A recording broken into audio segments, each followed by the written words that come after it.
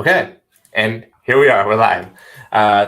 Technology, right? So, guys, thank you. If you're watching on Facebook, if you're watching on YouTube, thanks for your patience. Had to work through a couple of glitches really quick, but I think we're live. I hope you can hear us, and if you can, make sure you give us some thumbs ups and some hearts and comments, just to know that we're coming in loud and clear.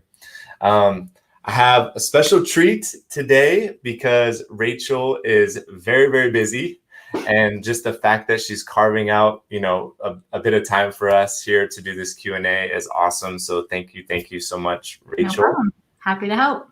I know you've been a great resource to me. I've called you before. I almost feel bad because I know how busy you are, and I'm like, I don't think this is going to go anywhere, but I kind of need your help, and you've given me answers. And so it's interesting. As I was looking at your website and reading some of the reviews and testimonials and stuff like that, and when I hung up the phone, I was like, man, I was so grateful, like how awesome, how generous you were to like answer some of those questions. And like all your reviews are kind of similar, right? Like very heartfelt, very a strong attachment, it looks like, that your clients have with you. So yeah, and that's important. I like to help people. I would much rather give people information and give people an answer so they know where to go than to say I'm too busy for that, set up an appointment or whatever. I think sometimes just having that information to have a starting place is the hardest part for people. So yeah, anytime, I'm always happy to do that. Yeah, cool. Well, I have of course some questions for you. Anybody that's watching is welcome to drop in some questions. I'm going to try to monitor the chat as best as possible. I've noticed recently we run into some glitches, but I'll monitor that. And then also people have emailed me some questions that I'm going to ask you today too. Okay. So, but first things first, I like to try to kick off every one of our meetings. The meetings that we're doing, the tribe calls, by the way. So this is solid times call for a crazy times call for a solid tribe, right? So having good people, good information, good resources is so important, and positivity is a big part of that. So I like to start off with something positive, and I'm going to kind of do a spin on it. So I want to talk a little bit about mindset. You help people through, some pretty challenging, emotionally demanding, just sort of intense times sometimes, right? Yes, absolutely. And so especially right now with, all that's happening in the world, my question is, like, what are some of the things that you do personally to stay mentally tough so that you could show up and serve those clients? Yeah, no, that's a really good question, because I think it's so hard we call it quicksand, right? You put one foot into the quicksand and it just pulls you under sometimes. So I think it's really important to, and this is something that we do with our kids too, is try to focus on the things that we do have, and not on all the bad things that are going on. Like, that's important to recognize as well. But so my husband and I carve out time every single day, an hour with our kids to do something positive with them, to do something that makes them feel secure and safe and happy. And then that, I think, makes us feel that same way too. We have that family unit, and that can be anything from going on a bike ride to doing like a family workout together, or to going and like making masks for the community, anything that makes us feel like we have a house and we have food and we have jobs, and there's a lot of people out there that don't have that right now. So anything that we can do to remind ourselves of that, we do that. And we make sure, like, we literally have a timer in our house. It's like, okay, it's this time.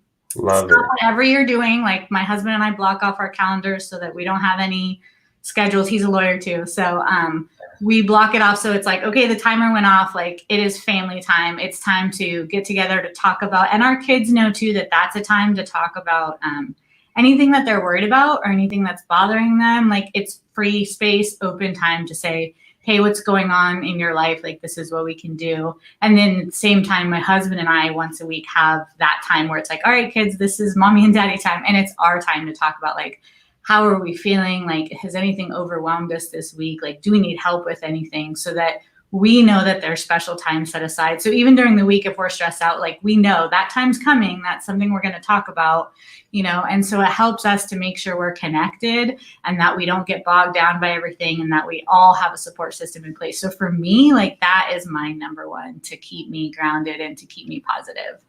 Yeah. That is huge. Like, I love it. All right, we're good. I'm good on that. Like, I like it. Okay, yeah. Well, I have questions too, but that's awesome. That's a killer practice. I love it. Okay, so shifting gears a little bit. Tell me a bit about the rest of your not the rest of your time, but the time that you spend working, and I guess what do you do, right? Yeah. So obviously I do estate planning. My practice does estate planning, trust administration, probate, and business law. I also do some tax law. I just don't really advertise that, but I focus mainly on estate planning. But when you're talking about estate planning and you're talking about property and people's stuff and people that people care about, all of it, there's so many things that are intertwined. I mean, half the people that I'm working with have businesses. So it's a really important thing for me to understand business law. And then of course, I don't know, a lot of people don't realize that really anything that you do in this area of the law, when you're talking about assets, whether that's a house or, a bank account or brokerage accounts or retirement accounts, there's always tax consequences for everything, right? Anything that you do, you want to transfer your property, you want to change this account, you have to be aware of the tax consequences. And so whether you're a tax attorney or not, if you're doing estate planning or business law, you have to understand tax law. So a large part of my practice, especially because I moved here from San Diego, I dealt with a lot of really high net worth clients and a lot of tax ramifications. And so I have a really heavy tax law practice to make sure that whatever we're doing, we're very aware of the tax consequences. So I do estate planning for every scenario, from I barely have anything or I have nothing, all the way up to I have $50 million and I need help dealing with that, and so it just kind of, and everywhere in between. So I help protect assets both during lifetime and then more commonly upon death, and then dealing with those assets afterwards and what happens. And I think it's important to do both as well. I think for me personally, I've talked to a lot of estate planning attorneys where they do estate planning. They plan it in the beginning, but they don't do any administration, meaning probate or trust administration. So if you don't see what happens on the back end, then there's no way to really know what you're doing on the front end, like what the effect of that is. And so doing the back end of it has taught me so much more about how to plan things, because it used to be like, oh, I would put this in an estate plan. Well, now this is the real life consequence of that. I'm not going to do that anymore, So doing both ends of it makes sure that I understand, here's how we want to plan it, and here's what's going to happen in real life, given all the circumstances when this comes to fruition. So that's what I help people do, is to say, I want to protect my assets. I want to protect my kids. I want to protect my business, whatever it is. It's really protecting your things or the people that you care about, to make sure that if something happens to you, what you want to happen in the end is what is going to happen in the end. Okay. Yeah. And so the majority of people that you work with are living people that are making plans, right? Yeah, I would say half my practice is people that are making plans for the future now. And the other half of my practice is a combination of dealing with the survivors, like if my mom passed, and I have to administer her trust, a lot of people step into that role and they go, great, she had a trust and I'm the trustee or I'm the executor. What the heck do I do now? And that's where they come to me and I say, look, here's the things you need to do, and kind of give them a breakdown. And that can be anywhere from something really basic, like just giving them a list of things to do and they can handle it, to more complicated things where they need to get me involved and we need to do, some stuff, some legal documentation or whatnot. So that, and then I do business formation. So I create LLCs and corporations and professional corporations. Mm-hmm. And then I do probate, obviously, for when people don't have plans in place, would be like the other half of my practice. Okay. Got it. So, oh yeah, that's good to know. So yeah, if someone, I just had a friend recently and they were like, needing to get their new business kind of off the ground, right? They had some downtime in this shift, and right. Came up with, yeah. Yeah. So, are you getting any of that right now, or like an uptick in that?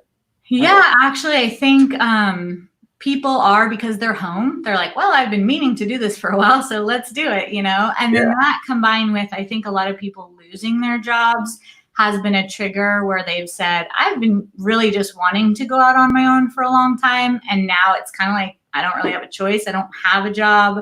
You know, Mhm. I could look for another job, but I'm going to take this opportunity to try to jumpstart it. And so some people have been doing that.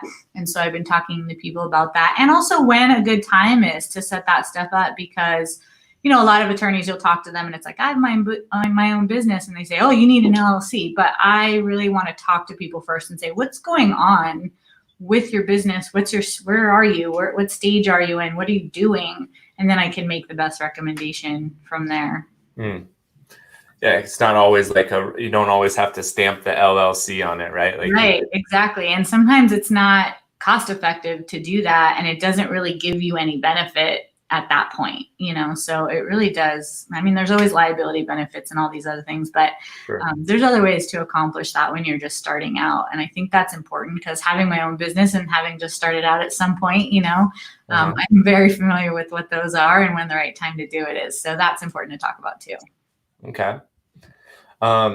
So I have, so I, this is maybe, well, my question is this, is who do you really want to work with? Like, I know you serve, like you just mentioned so many different people that you serve, but do you have like, and I always love it when I call someone and I'm like, hey, I'm your favorite client, you know, like it just feels good. Yeah. Um, so who do you really want to work with? I mean, I think for me, I mean, I work with all kinds of people. I think that really what it boils down is people that I can relate to, right? So I can help anyone, but if you are a family with a couple of young kids, that's me also. So I can not only give you my legal advice from an expert perspective, but I can give it from a personal perspective. I can't tell you how many times I talk to people and I say, here's my recommendation. And I can tell you this is how my own personal trust is set up because I've got young kids. So this is what I am doing with my own plan. And that means something to people because it's like I'm taking my legal knowledge, but then this is so important to me, you know, and I'm expressing that to you as well. And so it's a relatable thing. And then the business side too. I have my own business. I've kind of been through some of that, you know, so those types of clients. And then also anything else I think where I can personally relate. I get a lot of older folks. I help my mom through things. I help other people's parents through things. And so sometimes when I'm dealing with those folks, for me, it's like, what would I do if this was my mom? You know, like if you were my mom, what advice would I give you? And that's the advice that I'm going to give people is what I would give my own family, you know? So I think I like all kinds of clients. I like clients that want to work with me, to be honest. If you don't want to work with me, I don't really want to work with you. Yeah. Anyway, so I like people that I can relate to and that I can be honest with and that I can explain things to. But really, like if I can put them in a situation that's personal to me, that means I'm just giving that much better advice to them because it's coming from a personal place as well. Sure. Yeah, that makes sense. I would say a short answer to that question would be young professionals, probably because that's exactly where I like to think of myself as young professionals. So, you know, where they're at this stage in their life where they're a professional and they've got kids and they really are wanting to think about protecting themselves, their kids, or their business is kind of probably the main one. Okay.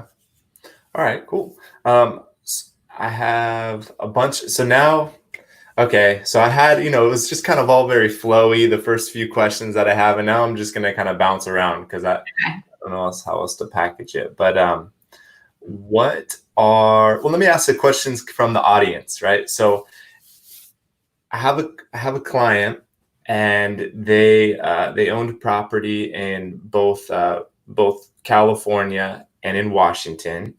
And so in terms of having a trust established, is law different in California versus Washington or Nevada or? Yes, 100%. So half the time I'll get people, and especially even like I'll have clients and they refer me to their friends out of state and they're out of state friends call me and I'll say, listen, I can answer your question based on California law. It's where I'm licensed to practice. It's what I practice. I can't tell you anything about the state you're in. You're going to have to talk to an attorney there. So yeah, every state is different. Some are drastically different. Washington is actually a really good example. I lived in Washington for years and worked in a law office for years before I came to California. Mm. And, 9 times out of 10 in California, I'm going to tell people you need a trust. In Washington, 9 times out of 10, I was telling people you need a will, because the probate system, the transfer on death system up there is drastically different from California. It's much easier and more straightforward and cost effective, to be honest. And so when you're advising people, you can say you just need a will, because a will is going to do everything for you in Washington that a trust would do for you in California.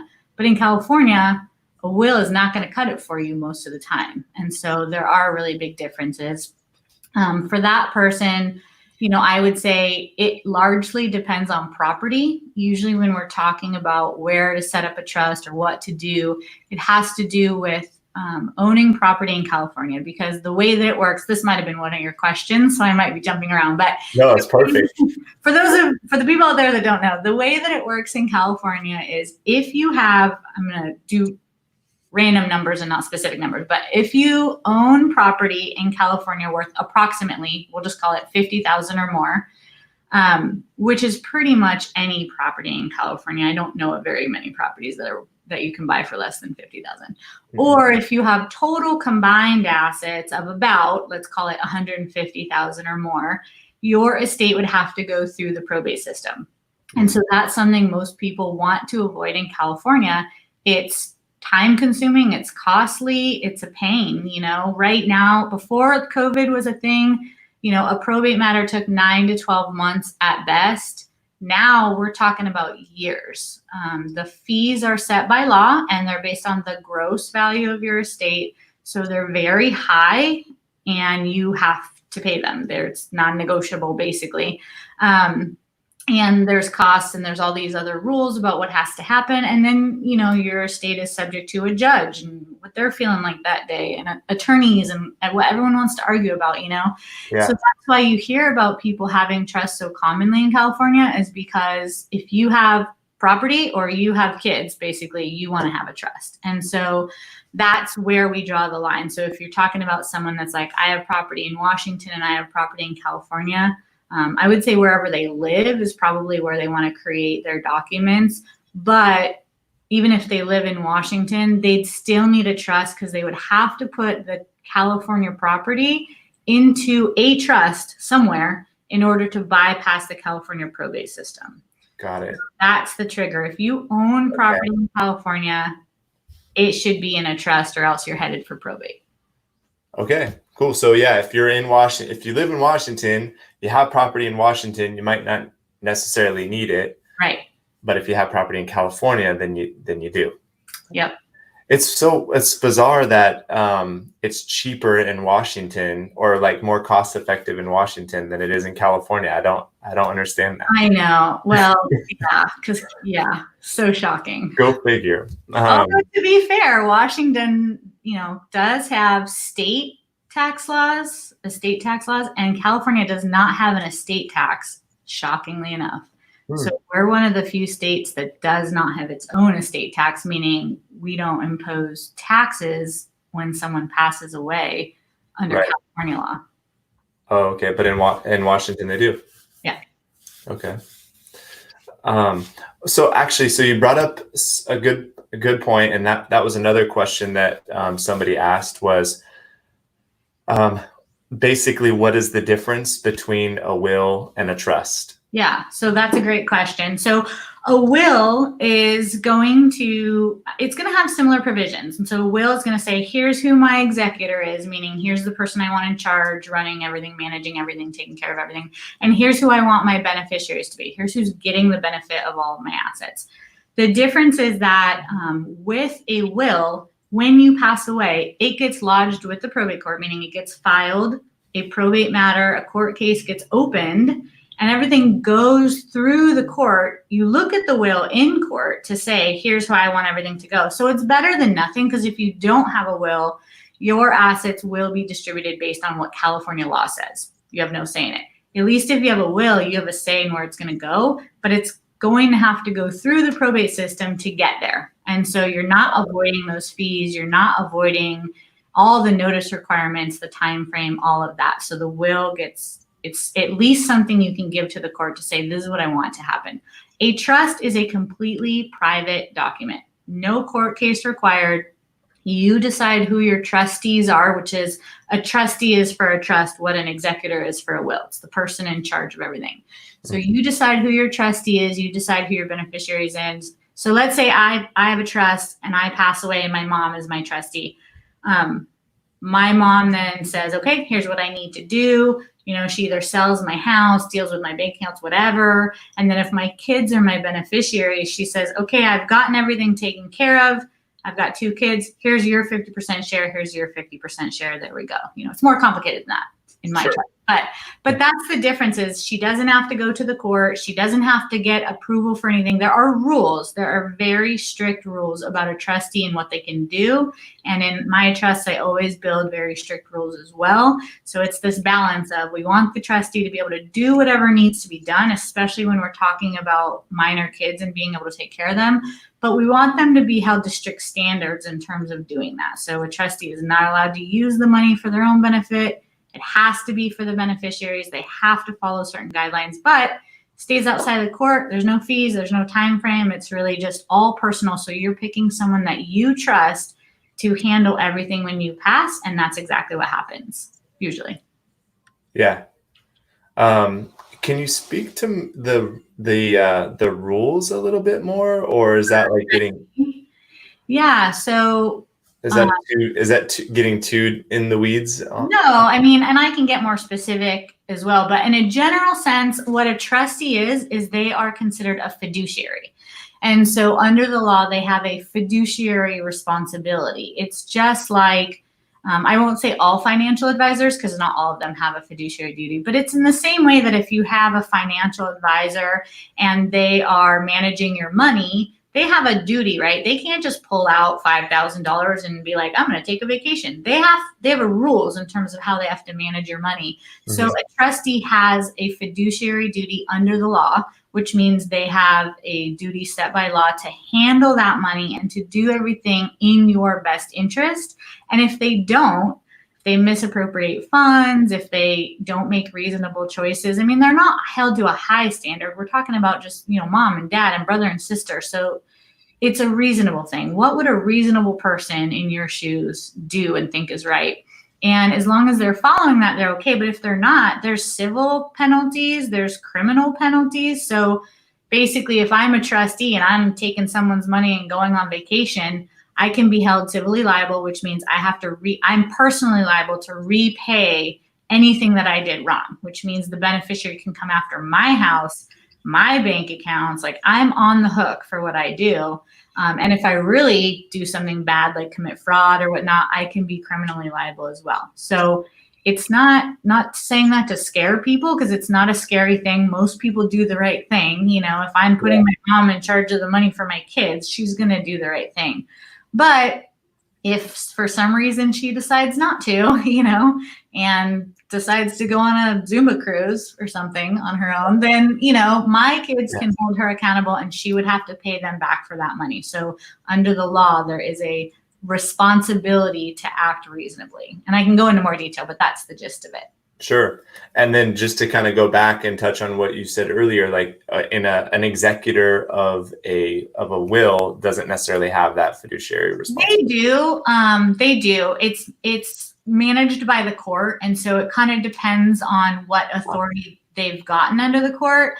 So there's different types of authority. Full authority allows you to do all kinds of things, but you do still have that liability, and you actually, you have to do an accounting. You have to show all the money that's gone in and all the money that's gone out and all of that stuff. And then sometimes there's more strict authority where if you're the executor, you can't just act on your own. You have to get court permission for anything that you want to do, which you can imagine is really fun.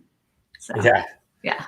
Okay. So the court kind of, they control basically. Yeah. And the court is always like the parent. So even if you have a trust where the court is not involved, if I'm a beneficiary and the trustee is doing something shady, I can basically tattle. I can go to the court and say, hey, this trustee is doing something shady. I need you to tell them to do the right thing or remove them, or there's all these other different provisions, but there are protections in place to make sure that as the beneficiary, people think trustees have all the rights.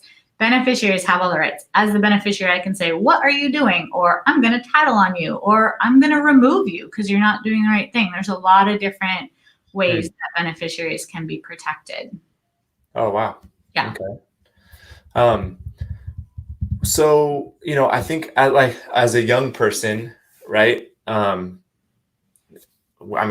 and a procrastinator. I want to put everyone. Yeah. Is there value in, I guess, what's the value in having something set up now at 30 something years old versus maybe just waiting until I'm 50 plus? And yeah. So that's a good question. And that's a common one I get. I can tell you when we're talking about 30 somethings or whatnot, the most common time that I get people coming in saying that they need a trust is when parents are getting on a plane without their kids. Suddenly they need an estate plan, because what happens is suddenly that thought is looming of like, what happens if the plane goes down? What happens, if something happens to us? And it makes it a very present danger. So that's the reason, is because you can put it off, but you don't always know it sounds morbid, but you don't always know what the present danger is, right? So it is a lot harder. And this is something, we've been scrambling to get a lot of people's estate plans in place that are in the hospital, that are sick, that are having problems. And fortunately, we've been able to do it for a lot of people, but some we haven't. We have a client that is in a hospital bed, and the hospital is not allowing anyone in his room because he's at such high exposure. So we can't get the document signed. So it's like, fingers crossed that he makes it through, because if he doesn't have anything in place to protect him or his family. And he's got a more complicated situation where those assets are not going to go to the place that he wants them to go to. So that's a sad story. But the fact of the matter is, you can get hit by a bus tomorrow. Car accidents are the number one cause of death. And again, I don't want to go into all the morbid details, but you just don't know, right? And so you can try to wait till you're 50 and hope all goes well, and then you can do it. But it's one of those better safe than sorry scenarios. You have to think about, if something happened to you tomorrow, do you feel confident that what you want to happen is going to happen? And I think the number one thing that people think about is kids, right? And if you have minor kids, a lot of people have the misconception that their minor kids are protected because they listed them on beneficiaries on their account, or they did this or that. Nope. Kids almost never see anything when they're listed on beneficiaries on accounts because they're minors, and it is, excuse my language, but damn near impossible to get money to minor beneficiaries. It's so difficult. So that money is going to get tied up. It's not going to be available to your kids, whereas if you do some planning, you can make sure, and that if something happens to me, my kids are taken care of. My family's taken care of. I'm taken care of. And for yourself too, there's a lot of people that I deal with that it's like, this person, something happened, they got in a car accident, they're incapacitated, the family's coming to me. We need to be able to pay bills. We need to be able to make decisions about what's going to happen with them, move them into a facility, but they don't have any documents in place. And I'm like, we can't do anything because they have to sign the documents, right? And they can't sign them now. So it's too late now. We have to go to the court. We have to get permissions. We have to do all these things. And so it's really important. We love to think that we're going to live forever and that we're not going to be in that category of people. Yeah. But I can tell you that those category of people don't think they're going to be in it either. And so it's one of those things where it's just better to have it in place so that that if anything happens, it's protected, your kids are protected, and things are going to go the way you want them to go. Okay. Yeah, and you bring up a good point too. It's not so much about being gone necessarily, but maybe just you're unable to. You're in the hospital and you're unable to make the decisions you need to make, and and making sure that you're the one picking the people that are going to make those choices. Because if you don't do it, the court's going to do it. And I don't know about you, but I would much rather the people that I pick be making, that know me, that are the ones that are making decisions about my life than a judge that maybe has never met me, or an attorney that doesn't know the first thing about what I would want, So that's why it's important to give yourself the opportunity to pick the people that you want to do certain things. And that applies to everything. I have people that I've chosen to handle the assets because they're good with money, but those are maybe not the same people that we've chosen to raise our children, and maybe not the same people that we've chosen to make healthcare decisions for us, because it takes a different type of person sometimes to do each role in the best way. And so it gives you the chance to consider that. And I get a lot of people that are like, we haven't done this because we can't decide who the guardians of our kids would be. And I get that. And if I'm being 100% honest, my husband and I didn't even set up our own trust until after our first daughter was born. So full disclaimer, I understand the procrastination thing. I understand how hard it is to make decisions, but what you have to ultimately realize is you can always change your mind. These things are not set in stone, and it's better to say, here's who I want to be the guardians of my kids, than for the court to decide that, or for your family members or whomever to fight over who that is going to be. Okay. Actually, so that leads me to my next question too, is how difficult is it to change, parts of the trust? Yeah, it's not difficult at all. And it's usually easier than setting it up in the first place. Not that it's difficult to set it up. People think it's this whole long, drawn out, complicated process. It's not, at least not with us. We make it as straightforward as possible. We don't want to make it painful.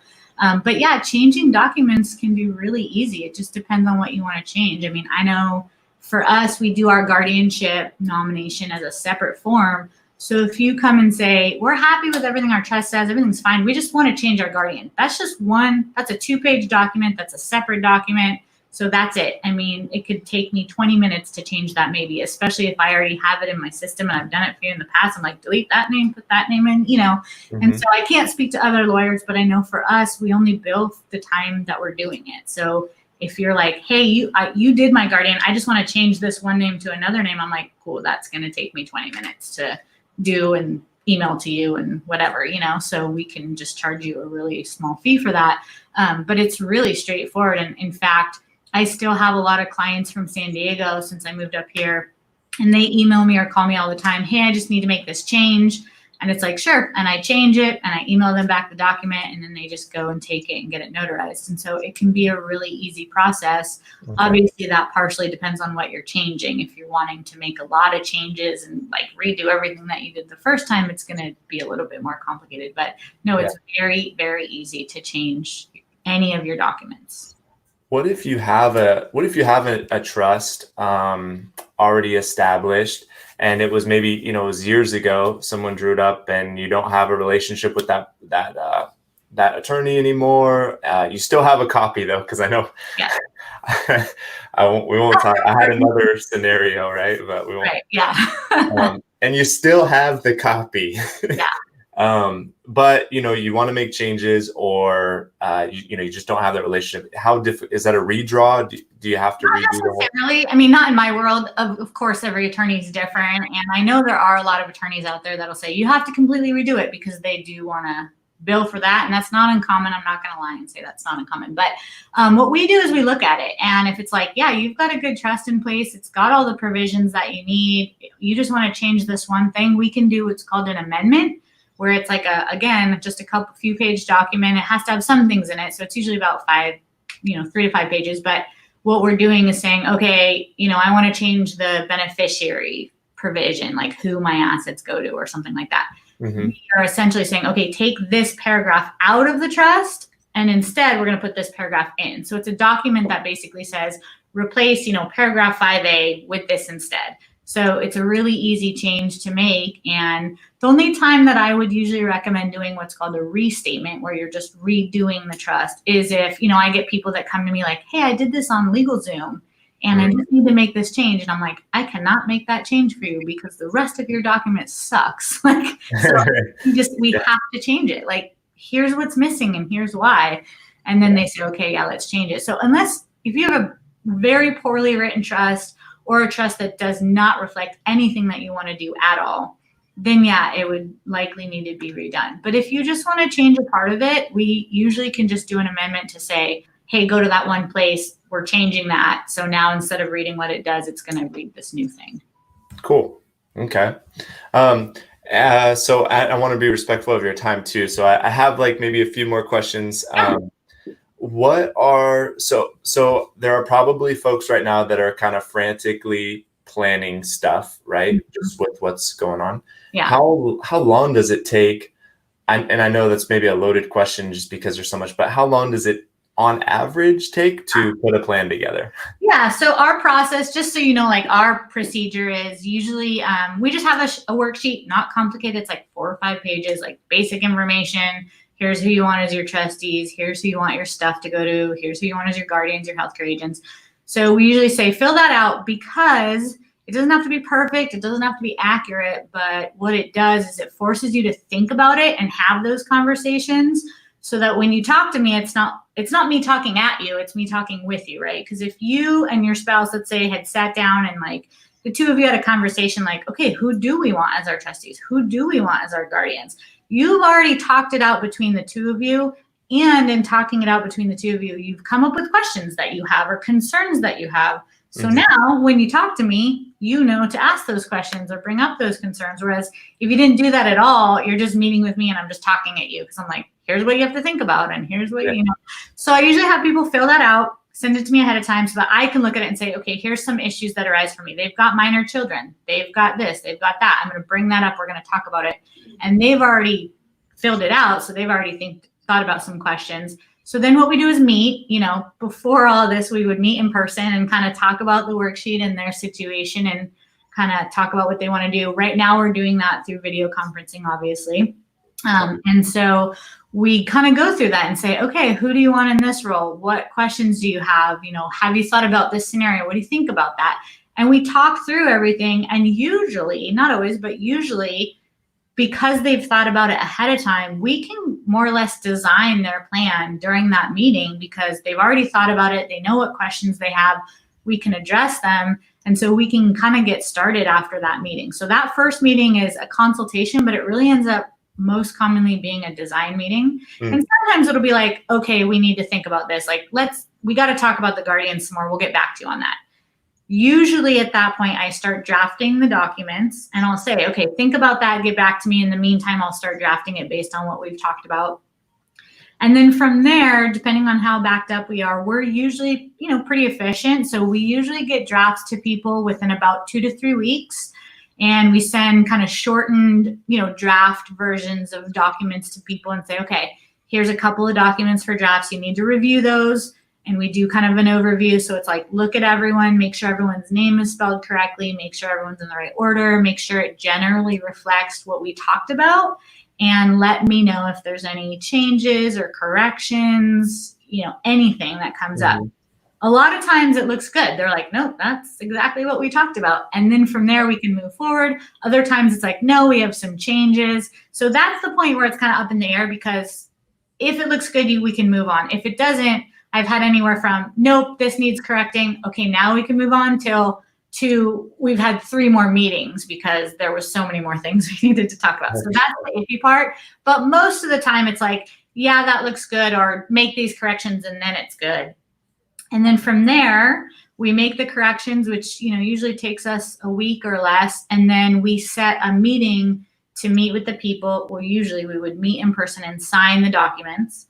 And at that point, we explain every document, you know, here's what this is, here's why it's important, here's why you need to have it, and then you sign it. So as of that day, you've got a trust in place, you've got your estate plan in place, and then we just have a little bit of homework on our end, getting deeds recorded to get houses into the trust, because we do that for everyone. We don't have to do that on their own. And then you might have a little bit of homework updating some of your assets to get them into the trust, updating some of your beneficiaries and all of that. But essentially at that meeting, you've got your estate plan in place. It's signed, it's executed. So realistically, most commonly, it's about 4 weeks. You know, from the time that we talk initially, set up your plan, get drafts out, get it signed, it's about 4 to 5 weeks, most commonly. Obviously, there are situations where it takes longer. Obviously, with some of my more complex Yeah. estates, it's going to take longer. But when we're talking about a basic estate plan, 2 kids in a house type of a thing, nothing super complicated, that's the standard, procedure. Okay. And you actually record the deed as well. Yeah, because I think, one thing that we do is we go over funding. Funding is the term that we used to say putting everything into the trust. We're funding the trust. That is hugely important. And in my opinion, not enough attorneys really put enough weight on that, because if you have a trust that is not funded, it is much like having a car with no gas. It is not going to get you anywhere, right? So you're going to have a really lovely binder with a bunch of paper in it that's not going to do you any good. You've got to get things in that trust. And so that's something that, if anyone's listening that has a trust, make sure your house is in that trust. If you refinanced it, make sure it's still in the trust, because a lot of times the refinancing company will pull it out of the trust and they won't put it back in. So you got to make sure they put it back in. If you set up your trust and after the fact you bought a new house, did you remember to put that new house in the trust when you bought it? So if you have a trust but you don't have your house in it, that's not going to do you any good. Your house is going to go straight through probate. So the house is usually the biggest asset. It has to be titled in the trust. We always do that for whatever houses you have when we set up the trust. We say it so many times that I don't think any of our clients have ever forgotten, but if you refinance or you purchase new property, you've got to make sure it's in the trust. I would say like 50% of the probates that I do are people that had a trust in place, years later sold their house, bought a new one, never put the new house in trust. Now we're going through probate totally unnecessarily. So yes, we do the deed, we record everything, we get everything done for people so that at the end of it, you're set up and the only thing you have to worry about is whatever changes moving forward from there. Okay. Yeah, that was actually one of my clients responded and said, we need to get our property in trust. We didn't do that. So, and that's a really easy thing. It's just a deed, but it has to get done and it really should be done properly. A lot of what I do is fixing deeds that people try to do on their own. So, please be careful about doing that. Yeah. And there's paperwork that you have to file with the county recorder to make sure that your property taxes don't change, because obviously you don't want your property to be reassessed and your property taxes to go up. So, it's just important to be mindful of that when you do it. But it's a super simple process to do it if you know what you're doing. Okay, cool. I think this is actually the last question that I have for you, but it's a big one. Okay. All right. Okay. I want to know, and thank you so much too. We're 40 minutes in, a ton of information. I think I know this video is going to be repurposed for a lot of different folks that have questions and stuff like that. Sometimes in my business, I like to talk about like the X factor in working with me. And you've already given so much value in this video. So I kind of know, maybe I know what your X factor is, but I want to ask you, like, what is the X factor in working with your group, with Patton Law Group? Like, what do you guys shine at? What's the X factor? Yeah. So, I'd like to say we know what we're doing and all of that stuff. And there's a lot of attorneys that do. I think for us, I dealt with a lot of attorneys and I dealt with some estate planning issues before I became an attorney. So I knew going into it when I went to law school that this was what I wanted to do, because I had my own personal experiences. And based on those personal experiences, I didn't always have good ones. I had attorneys that talked in legalese and I'd walk out like, they might as well have been speaking a foreign language. I have no idea what they just said. Or they would talk down to me, or they would speak in words that I understood, but the way they put them together, I'd still walk out like, I don't know what I'm supposed to do. So for me, this can be really complicated, right? Estate planning is simple and complicated all at the same time. There are some concepts that are complicated when you get into how to leave things in taxes and all that. And sometimes I think also there's just a fear. People often put off estate planning because they're scared, right? Thinking about your own incapacity or, your own death. No one wants to think about that. The hardest thing for me to do in my life was to complete the guardianship nomination for my kids, because I don't want to think about anyone raising my kids but me. So this is hard. I think our X factor is a combination of being very sympathetic to each person. Like, it's not like everyone's a number. We want to know what's going on in your life. We may have been there, we may not have, but we want to understand where you're coming from so we can give you what you need. And we want to make sure you understand that. I think that's the biggest problem, is when I do get people that have come in from other attorneys, they're like, oh, I have a trust. I just need to update it. And I'm like, okay, it says this and this. Are you still good with this? And they're like, no, I don't even know what that means. I'm like, you had your trust set up. Like, did they not explain it? Were you not paying? She's like, they're like, I don't know. I didn't really understand at the time, but I figured it was set up. So it's fine. I want people to understand what they have. And I think one of the biggest things that we do, at least I hope so, is that we make things understandable. We take these complex facts and concepts and we break it down in a way that makes sense to people. If we need to explain it in 5 different ways so that it clicks, like we'll do that. We're really good and we try really hard to break down these concepts and use regular words and layman's terms and examples and whatnot to make it understandable to people. And so that, I think, is the most important thing for us. When someone walks out of my office and gives me a hug and is like, I was so scared. I put off doing this for so long. Thank you so much. This was so easy. I don't know why I put it off for so long. Like, that's a win for me. You know what I mean? That is a win for me. I want people to feel comfortable. I want them to feel safe. And I want them to feel like I'm not a dummy. I understand what I just did. Nobody wants to feel that way. So that's our thing, is like, we really want that to be the end result. That's awesome. I saw one of the, and in my comments or in my post, I said, the real deal, Rachel Patton. And that was actually one of the, I read that in somebody's like comment or testimony on your page, is like, she's the real deal. And so, I love, and there was a ton of comments too about like, I felt so good. I knew what I feel like I know what I'm doing and all that. Yeah. So definitely. Yeah. I mean, I feel like if you walk out of my office and you did not have a good experience, or you don't know something, or you don't feel comfortable calling me back to ask me a question, then I didn't do my job. Like, I don't want to be a big, scary attorney. I want to know what I'm talking about. And I do. And I think a lot of people, because I speak so freely and I'm from Southern California and I say like too much and I say dude a lot, people might think that I maybe don't know as much or that I'm not as well versed in it. But once I open my mouth and start explaining things to people, I get a lot of people responding like, wow, you actually really know what you're talking about. And I like that to be surprising to people, because I don't want to come across as like, I am the best lawyer. I want people to feel comfortable with me. I want you to be able to ask questions that you're worried about. I don't want you to feel afraid to ask me a question. Or, I get people that are like, this is a dumb question, but let me ask it. I'm like, no such thing as dumb questions. Ask me every question you have. So I want that level of comfort for everyone. So. Well, I feel good about hearing that, because I, was intimidated to draft up a bunch of questions, and I feel really good about all the questions that I asked and the way you answered them. So thank you. You know what? So that was my that was my question that I really wanted to know, was the X factor, but I'm kind of feeling self-conscious. Like maybe some people were dropping in comments here. And so let me just double check and make sure I didn't miss anything. I think I got it. All.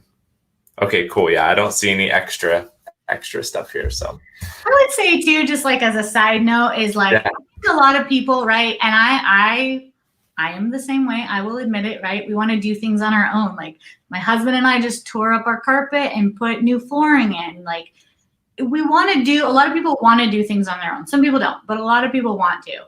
And I think that when you're talking about the law, it's one of those places where people can go online and they can get information, or they can go to LegalZoom and they think, oh, I don't need to call an attorney. Like, they're expensive, this and that.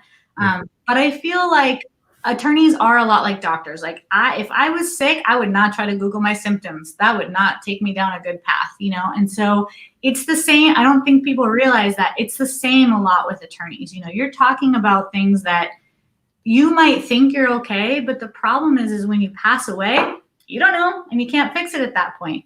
So, there's a lot of legal nuances. There's a lot of tax nuances. And every attorney will offer a free consultation. So I would say if you have a question about anything ever, at least call an attorney. You know what I mean? Like, get a free consultation, ask some questions, and you might come out of it like, yeah, no, I'm good. I totally took care of this on my own, but you might not. And so there's no harm in at least calling and asking, because there's a lot of free resources out there, and there's a lot of, almost every attorney in estate planning will do a free consultation. And so you can always get more information than you have. There's ways to do it. So yeah, just tell people that, you don't have to do everything on your own, and some things you probably shouldn't. So, yeah. Well, honestly, I was really surprised too when we talked and I had questions and I did ask about fees and stuff like that. I was actually kind of surprised to hear that I had a much bigger, larger number in mind. So like, especially in comparison to like what could happen if you didn't do things properly. Like, you're talking about pennies on the dollar, essentially, in comparison to the fees that you might. Oh yeah, when you think about, just let's call it a $500,000 estate, like when you count your house and your bank accounts and all of that, which when you look at the property values, in the surrounding area, it wouldn't be hard to get to that number, That's like maybe $2,500 to set up an estate plan on the front end versus going through probate. That would end up being probably around $15,000 or more at least. So and when we see as a real estate agent, if I see a probate property on the market, I'm like, motivation, it's going through a judge.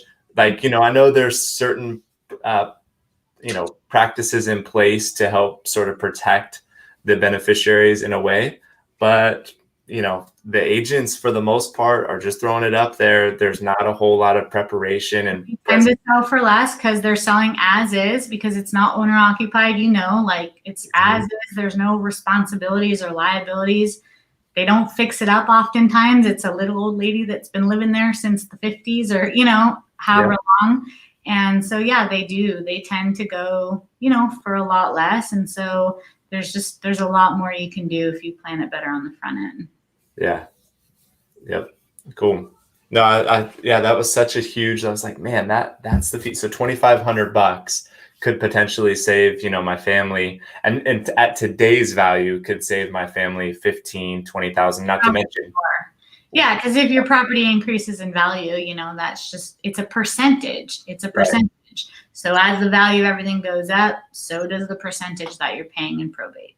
Yeah, I'd much rather pay a fixed fee today than a percentage in a year from now. And again, when you think about minor kids also, that's such a trigger for me, because people don't think about that. Your minor kids can't get any money through probate. It has to be set up in a trust for them. So you're going to have to get a trust. Do it later anyway. Yeah. So now you're like, well, now I'm paying both of the costs, Yeah. So if you have minor kids, this is something you seriously need to think about to protect them. And there's so many fun things you can do to also make sure that you're not just giving the money to them when they're 18, because I know I don't want my daughter to have her money at 18. It will disappear. So I can put provisions in there to make sure they have whatever they need, while also protecting them from themselves, and there's so many benefits that go along with that. So, yeah. All right, fine. I'll do it.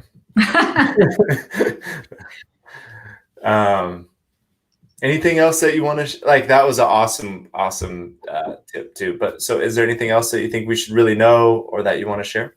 I think you covered it pretty well. And again, I would just say, always people ask me, what do I need for a trust? I'm like, it's a hard question to answer, but certainly if you own a house or you have minor kids, hands down, I'm going to tell you need a trust every time. So yeah. But yeah, if anyone has any other questions, I'm happy to answer any follow-up questions. I love people to have information. So I have I do have one more little random question, because I know a few people that have this scenario. What if you own, really the only asset you have is your house, right? With the couple people that I'm thinking of, maybe some investments here or there, like 401k or whatever, but their family, there's a private note on the house. Yeah.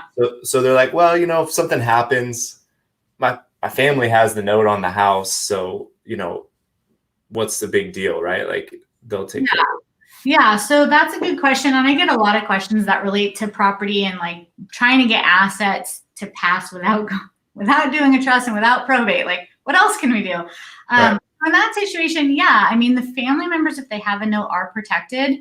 It still has to go through probate. So someone is still going to have to handle that. The probate fees still come out of the estate. So if the value of the estate is at least high enough that they're going to get their money from the note and that's not a concern, then that's fine. But if you're talking about the total, liabilities and all of these other things, maybe being in line with what's owed, then usually in that situation, they give percentages to each creditor, and the fact that they're a family member that has a note can sometimes affect that as well. And so, yeah, they would just have to be careful about that because it still has to go through probate, or they have to foreclose on it. So then they have to get, an attorney and go through the foreclosure proceedings, if no one's handling the probate. So you're either going through probate, having to do all that work, waiting, God knows how long, it's going to be 2 years where we're at right now.